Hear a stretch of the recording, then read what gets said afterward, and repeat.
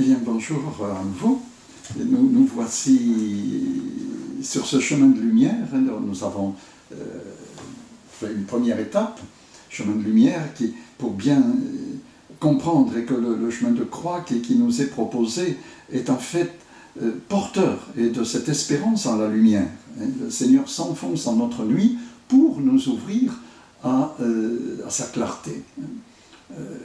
De même qu'il y a le combat dans la nuit, mais il y a le combat de l'aurore, et il y a le combat d'accueillir la lumière. Nous avons donc rendez-vous avec les saintes femmes en ce chapitre 16 de l'évangile de Saint Marc, de grand matin, le premier jour de la semaine. Nous sommes des disciples du commencement. Et nous avons si souvent l'allure de chrétiens fatigués. Nous avons tout à fait le droit d'avoir une psychologie comme tous les autres, d'avoir des fatigues, d'avoir des découragements. Mais ils sont pénétrés, soulevés de l'intérieur.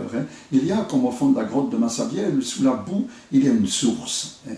Et nous sommes porteurs pour le monde de cette source. Donc, la première grâce que nous avons cueillie dans ces quelques lignes du chapitre 16 de l'évangile de Saint Marc, c'est donc l'humilité et l'audace du commencement. La deuxième question que je voudrais poser,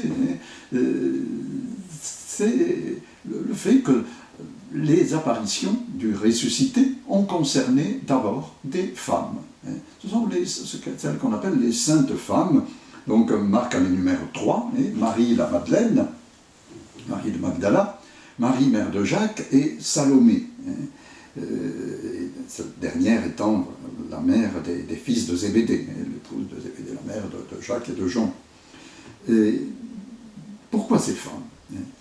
Et je crois que pour notre Église aujourd'hui, dans ce monde où d'un côté on veut une sorte de parité homme-femme et de l'autre côté on ne veut plus distinguer les hommes et les femmes, dans ce monde évidemment pétri de contradictions, dans la mesure où il abandonne la seule lumière, la seule source, et ici nous avons évidemment une lumière qui nous est donnée sur cela. Ce sont elles en effet qui vont nous introduire à la lumière parce qu'il s'agit d'enfanter une vie nouvelle. Elles sont les mamans de cet être nouveau que nous devons être, à la suite évidemment de celles que nous ne trouverons de manière explicite que dans l'évangile de Marc, mais qui évidemment est là, la mère de Jésus. Elle n'est pas là au tombeau, parce que pour elle, le tombeau est vide, mais elle est là avec l'Esprit Saint qui se ferait un chemin, l'Esprit du premier jour du monde nouveau maintenant. Il se ferait un chemin à travers nos doutes, nos peurs, à travers toutes nos nuits. Donc parce qu'il s'agit d'un enfantement, et que, en fait, ce chemin qu'elles vont parcourir pour aller de chez elles au tombeau, donc c'est un chemin qui est bref, mais qui est le chemin qui les conduit vraiment vers ce bonheur de l'autre monde que Marie promettra à Bernadette, qui les conduit vers le ciel finalement. Mais ce chemin n'est pas de l'ordre des chemins du monde. Et les chemins du monde sont choisis en fonction d'une utilité. On va quelque part, on mesure, on calcule. Voilà. Ce chemin-là, il n'est pas de cet ordre-là. Il s'agit elles sont engagées dans une démarche apparemment inutile. Elles ont préparé les aromates alors que Jésus a été déjà enveloppé pour être mis au tombeau. Et puis surtout, c'est simplement un chemin qu'elle se demande qui est-ce qui va nous rouler la pierre hors de l'entrée du tombeau. Il y a quand même un problème. Et elles ne se sont pas apparemment préoccupées de ce problème. Pourquoi des femmes ? Parce qu'elles sont embarquées dans quelque chose d'apparemment inutile, parce que c'est impossible. Et elles y vont quand même. Et je crois que pour cela, nous avons à nous faire les disciples de ces femmes. Qui nous roulera la pierre hors de l'entrée du tombeau ? Et ayant regardé, elles virent que la pierre avait été roulée du côté. Or, elle était fort grande. Pour ceux qui connaissent la Bible par le cœur et pour qui toutes ces phrases résonnent de descriptions déjà entendues, eh bien, cette description de la pierre et du roulement de la pierre nous renvoie à un épisode de l'Ancien Testament qui est le moment où Jacob, donc le patriarche d'Israël, l'ancêtre d'Israël, Jacob qui a pour nom Israël, et eh bien, est parti, poursuivi par la haine de son frère Ésaü, à qui il a volé son droit d'aînesse. Donc il est parti chez son beau-père Laban, hein, donc très loin, du côté de l'Orient. Et il arrive, comme souvent dans les anciennes civilisations, qu'il va il va se trouver autour d'un puits. C'est là que les gens se retrouvent. Et voici qu'il vit un puits dans la campagne, près duquel étaient couchés 3 troupeaux de petits bétail. C'était à ce puits qu'on abreuvait les troupeaux, mais la pierre qui enfermait l'ouverture était très grande. Or, donc, la pierre était grande, et voilà que des bergers arrivent, et qu'il fait connaissance un tout petit peu, et il converse avec eux, lorsque Rachel arriva. Rachel, c'est la future épouse de Jacob. En attendant, c'est la femme de ce beau-père, Laban. Hein. Elle était bergère. Dès que Jacob eut vu Rachel, la fille de son oncle Laban, et le bétail de son oncle Laban, il s'approcha, roula la pierre sur la bouche du puits et abreuva le bétail de son oncle Laban. Alors, on dira quelques versets plus loin.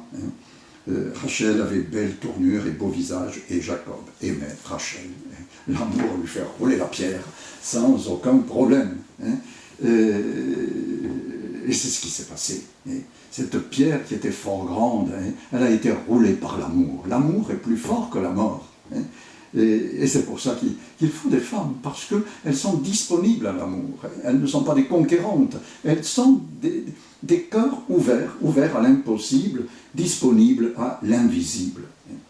Et cet invisible se fait présence pour eux sous la forme d'un jeune homme vêtu de blanc, vêtu d'une robe blanche. Ce jeune homme assis à droite du tombeau. Il est vêtu de blanc, comme les nouveaux baptisés du jour de Pâques. Il est vêtu de lumière. Et il fait penser, lui aussi, à quelque chose qui renvoie moins loin que la pierre. C'est quelques pages avant, dans l'évangile de saint Marc, dans la nuit de Gethsémani, tous les disciples abandonnent Jésus.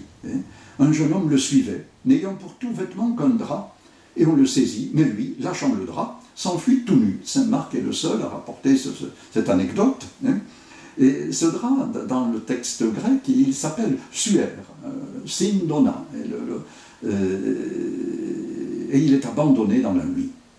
Et le bonhomme, petit bonhomme, qui était là, tout nu, est livré maintenant à lui-même, s'enfuir tout nu, c'est pas très glorieux. Et voilà que nous le retrouvons, ce jeune homme, c'est le même mot, néaniskos en grec, qui est là, vêtu d'une robe blanche. Voilà que celui qui était... Bon, je ne dis pas qu'il faut croire que c'est le même, mais pourquoi pas, c'est le même mot qui l'indique, et l'un s'enfuit tout nu dans la nuit, et l'autre au petit matin se retrouve vêtu d'une robe blanche.